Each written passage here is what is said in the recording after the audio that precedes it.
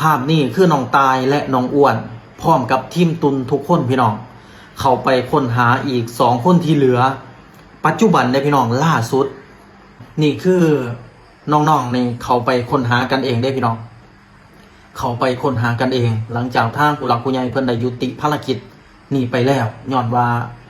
ความเสี่ยงความอันตรายนั่นแหละพี่น้องแต่ว่าด้วยความหักความผูกพัน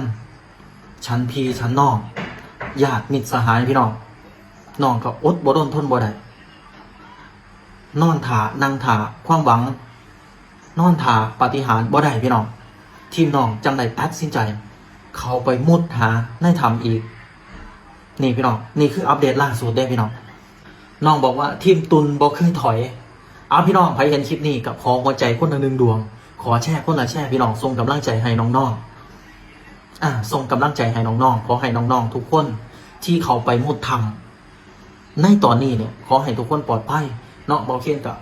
ฝากความเป็นห่วงเป็นใยฝากความคิดฮอดคิดถึงน้องๆทุกคนและอีก2 คนที่ยังบ่สามารถออกมาได้ในตอนนี้เนาะขอให้ทุกคนปลอดภัยเคียนกับติดตามเนี่ยพี่น้องติดตามสถานการณ์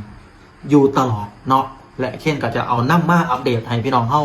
ได้รับเบิ่งรับชมแบบนี้อยู่เรื่อยๆเนาะพี่น้องเนาะเคียนซึ่งว่าพี่น้องก็รอความหวังแบบใจจดใจจ่อคือกันกับเบาเคียนนั่นล่ะคิดว่าเราเคียนก็จะนำมาให้พี่น้องเฮาได้เบิ่งเป็นกำลังใจให้น้องๆในเด้อพี่น้องเด้อผู้ใดเห็นคลิปนี้ฝากกดหัวใจคนละ1 ดวงให้น้องๆเฮาแน่พี่น้อง